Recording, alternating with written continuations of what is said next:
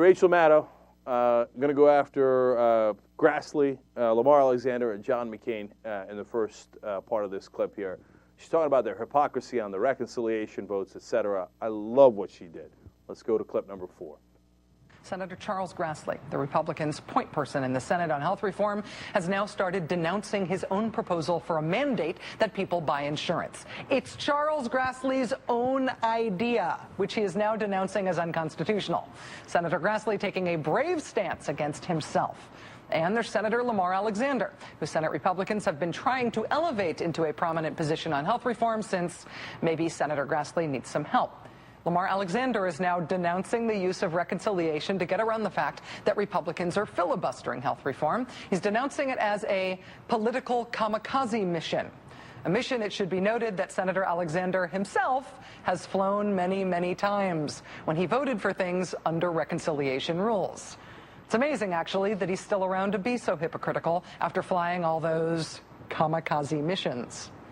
Then there's Senator John McCain, who's proposing now to change Senate rules so that no one could use reconciliation rules to get around a filibuster when they're voting on something that involves entitlement programs like Medicare or Medicaid or Social Security. John McCain's own record of voting yes on those types of votes that he now wants to ban is apparently not holding the senator back from taking this strong stance against his own behavior. Lamar Alexander, Chuck Grassley, John McCain, these are not newbies.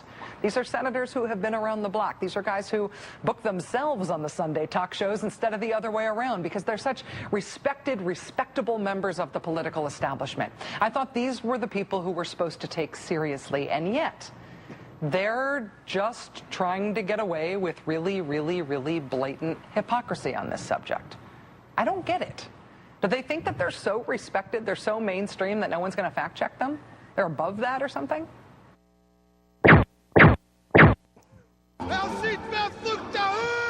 You go get them, Rachel. You go get them. But to answer your question, that's exactly what they think. And they're entirely right. 98% of the Washington media establishment will not fact check them and will never challenge them.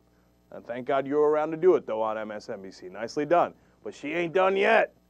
She saved a real ammunition for Orrin Hatch. Let's watch that next.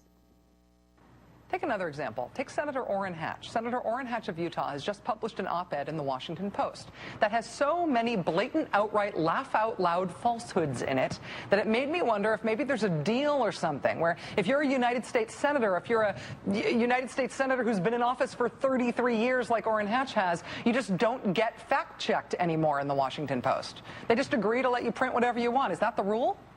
Because if that isn't the rule, how else do you explain this? This is Orrin Hatch from the Washington Post. The use of reconciliation to jam through this legislation against the will of the American people would be unprecedented in scope, and the havoc wrought would threaten our system of checks and balances, corrode the legislative process, degrade our system of government, and damage the prospects of bipartisanship. Doesn't it sound horrible, this reconciliation thing? Senator Orrin Hatch sure makes it sound awful. Senator Orrin Hatch, who voted for a reconciliation bill in 1989, and in 1995, and in 1996, and in 1997, and again a second time in 1997, and again in 1999, and in 2000, and in 2001, and in 2003, and in 2005, and then again in 2005, and then in 2007. Now he says that doing what he's done all those times would wreak havoc.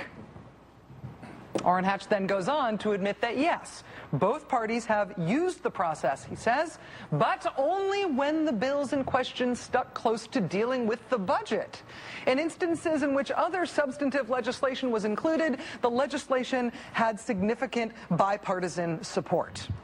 That is a total, utter, complete, 100% unambiguous lie.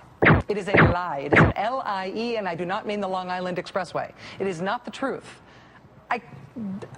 Maybe I'm naive. I find it hard to believe they think they can get away with stuff like this. In 2003, Republicans used reconciliation to get the Bush tax cuts passed. The tax cuts that exploded the deficit. They did not get significant bipartisan support for that. They passed it with 50 votes. Dick Cheney had to come in as vice president and president of the Senate to break that tie to give them 51. 2 years later, another reconciliation vote, this time on Medicaid. Republicans were only able to get that one passed using reconciliation, too, because they only got 52 votes for that one. Significant bipartisan support.